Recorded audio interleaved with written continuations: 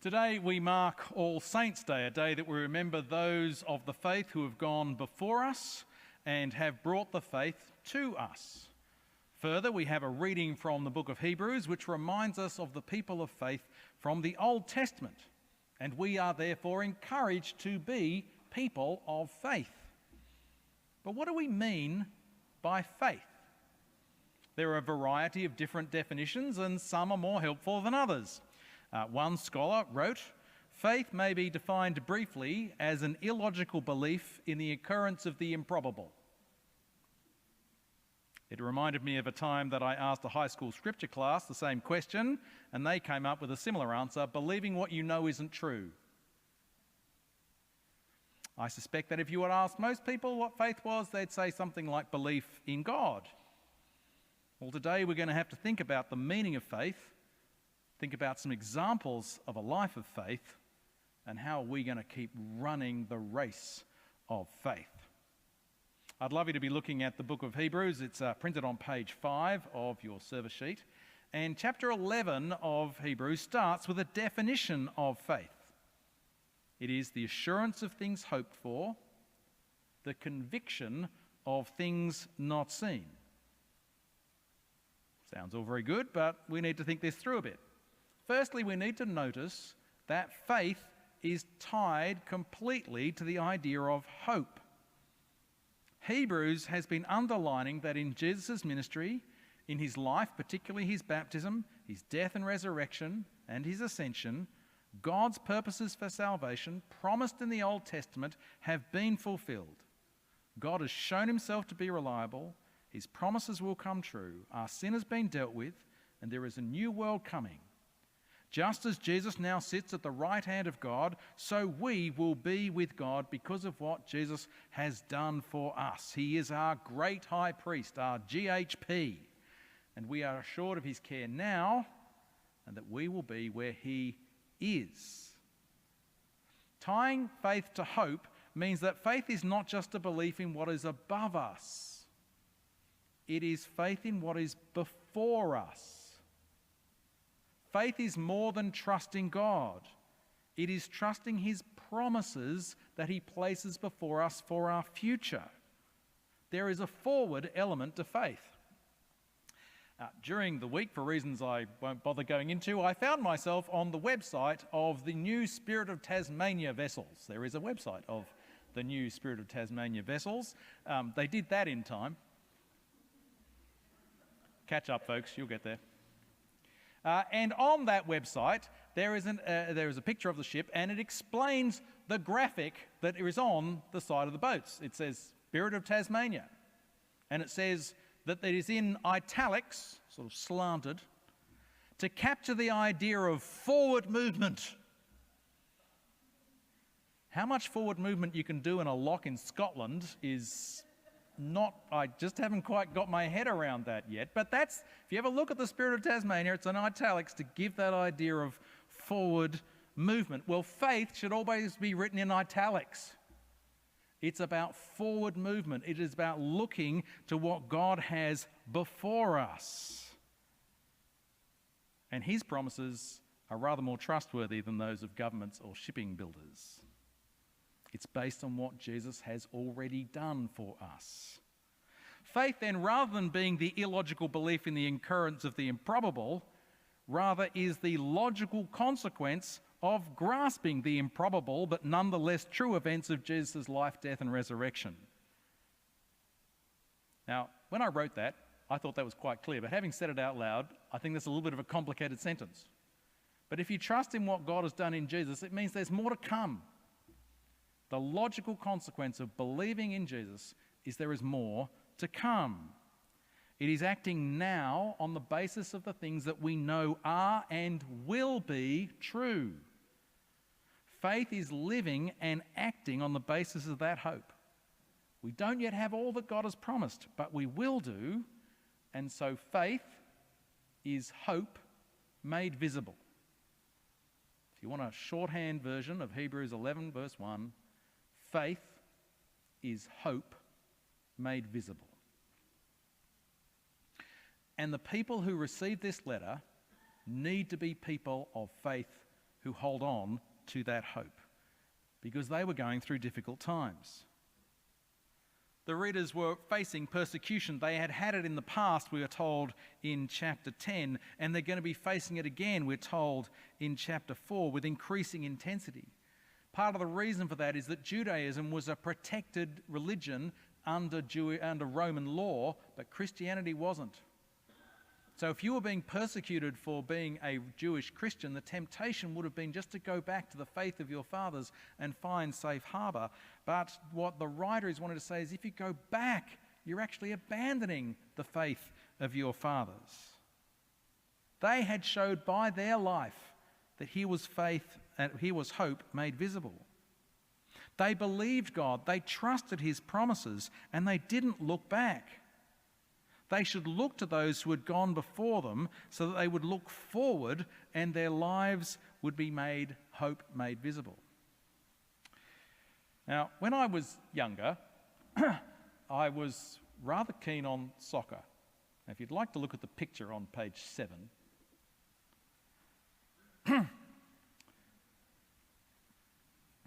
This is not an AI picture, this is real.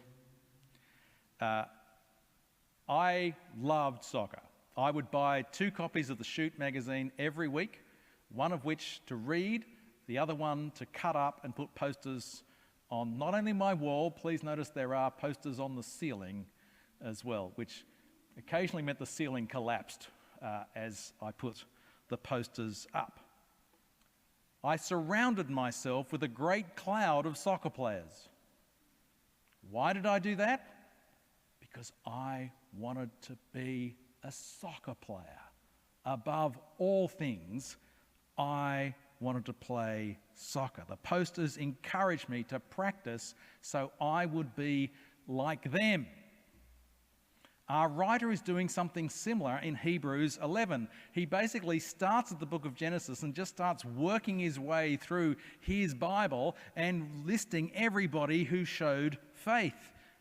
In the history of God's people, they see all these people who have lived on the basis of not what they have, but what God has promised. Their hope was made visible by their lives.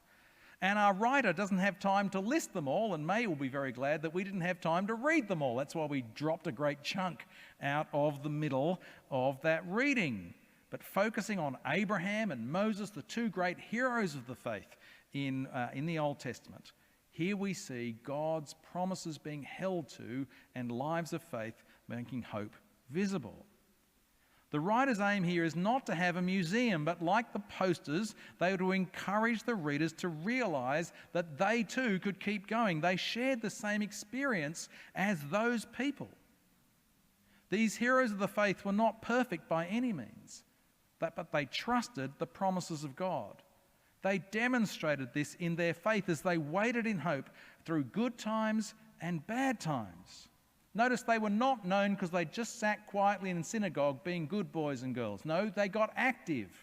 There was italics to their faith. They did things. They believed God. They trusted his promises. Please notice there is a difference between believing in God, there is one up there, and trusting God. I believe what he says to me. That's what they were, people who trusted God and his promises. They had not yet received what God has promised. The readers, and indeed we, are in an identical position. We haven't received what God has promised yet. We look forward in hope for them, and we wait for them to be fulfilled and live lives of faith now. At that level, there is something identical between our faith and the faith of those in the Old Testament. We are to take God at his word. But for us, there is a difference. The work of Christ offers a greater certainty of obtaining what God has promised. We've seen the working model of what has gone before us.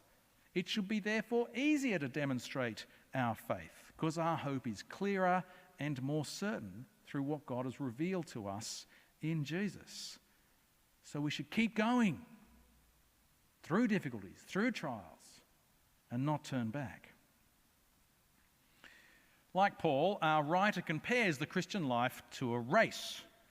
This is faith in italics. This is not a short sprint, but this is a marathon. And I'm assured, not from personal experience, but I'm assured that if you're going to run a marathon, it takes perseverance. Now, you may not be surprised to know that the running imagery doesn't really work for me. Despite my desire to be a soccer player, which did involve running, I was never really very good at it. The day of the cross country at school was the worst day of the year.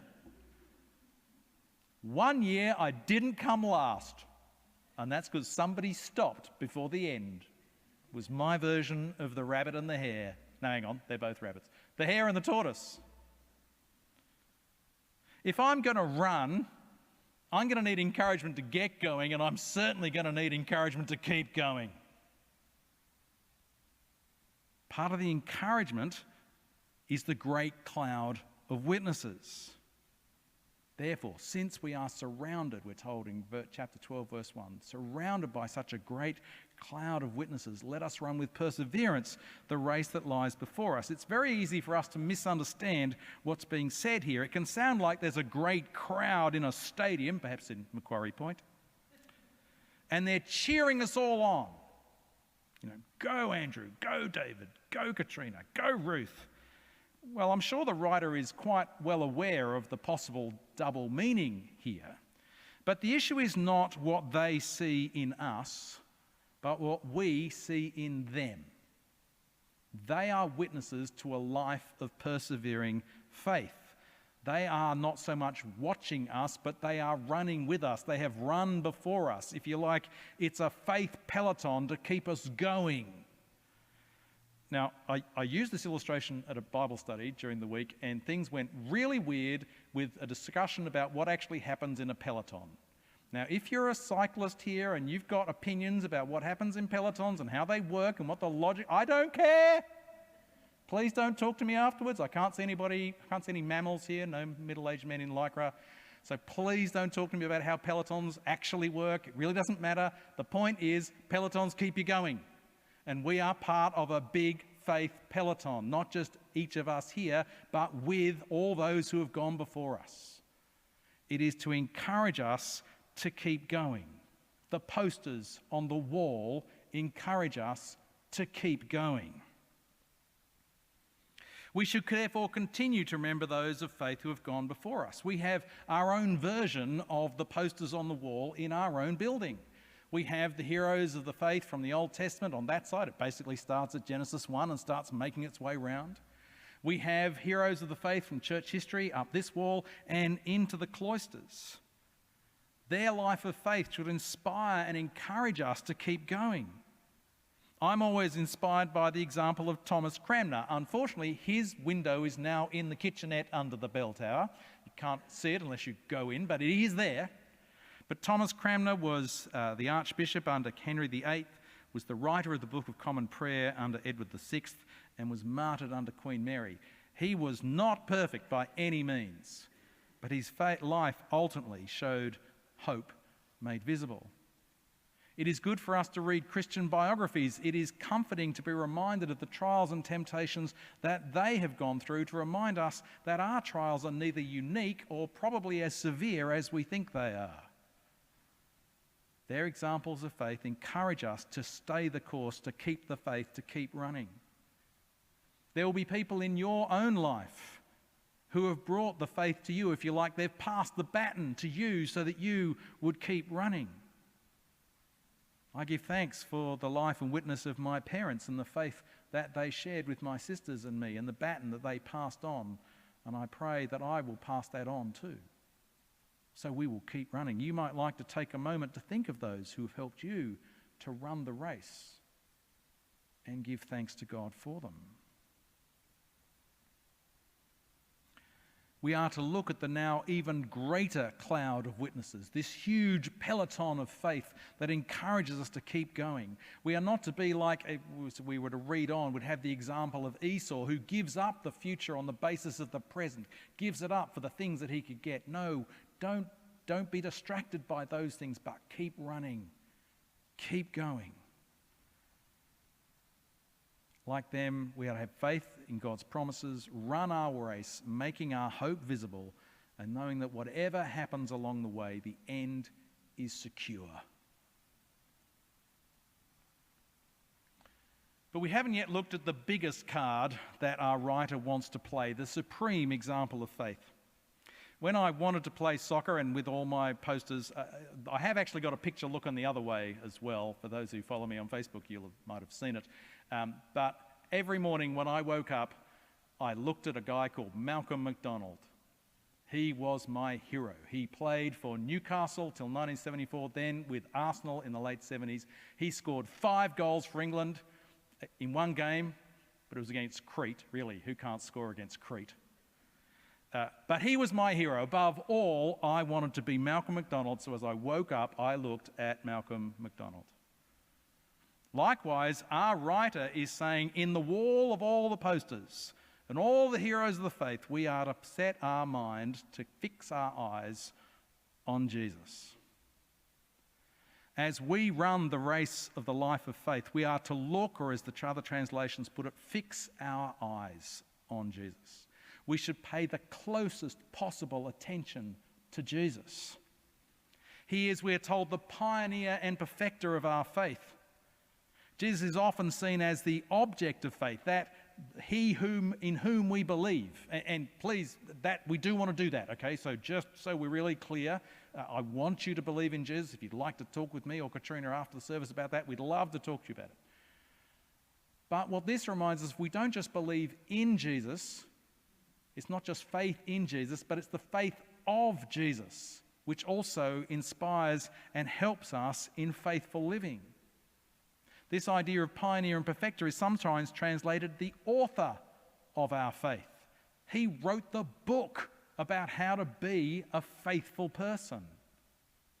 We are to have faith like his and let his faith encourage us. He's not just the pioneer and perfecter of our faith, he is the goal of our faith. He is the grounding of our hope.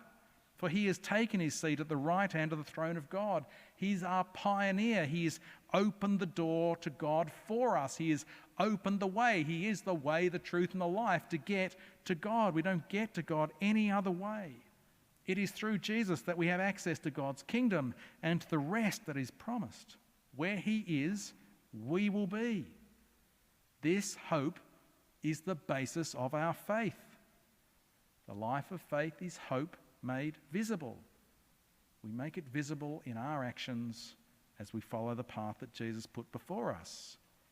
Because he's not just the pioneer and perfecter of our faith and the goal of our faith, he is the path of faith. Through suffering and scorn for the joy set before him, even through crucifixion. And it's worth noting this, I've tried not to do too many train spottery things today with Hebrews, but this is the only time in the entire book that the cross is mentioned. Remember, the cross was just such a horrible thing that you didn't talk about it. But he was willing to go through the cross. Why? For the joy set before him. It was his hope that led him to keep going even through that. He is the one whose path we follow. Our path may be difficult, but like Jesus, we should consider the joy that is set before it. Don't give it up for temporary joys. Keep going. It's the way of faith. It is worth it. This is the way of faith. Jesus is truly the way, the truth, and the life. He is the way of faith. He is the truth of our faith. The truth our faith is based on, and his life is our hope. We've seen then that faith, the faith we have in Jesus, is to be made visible in our life. Faith is hope made visible. It is to look forward. It should be written with italics. We've seen how the lives of those who have gone before us, the faith peloton, should encourage us to keep going. Now, there will be some here today who are weary and need of encouragement to persevere. I pray that this idea of the faith peloton and the example of Jesus will help you to keep going.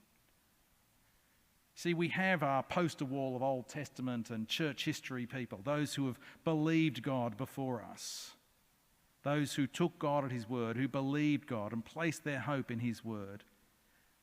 But towering above all these examples is Jesus. Jesus on the cross, on the rood screen, and Jesus crowned in glory, seated at the right hand of God in the great east window. We are to fix our eyes on Jesus, who, despite the shame and scorn of the cross, for the joy set before him, kept going. We are to keep going. Some of us may be hindered in our running by the cares of this world or entangled in sin, and so find the running hard. Please remember, in him you have the forgiveness of sins, so you do not need to carry that load for the race. In him we have the power to break those bonds which hold us back so that we can keep running the race. In him we have somebody who has run the race before us, but continues to run the race beside us. In him we see the destination, we see the prize, we see our hope. So let's keep going. Let us fix our eyes on Jesus, the pioneer and perfecter of our faith.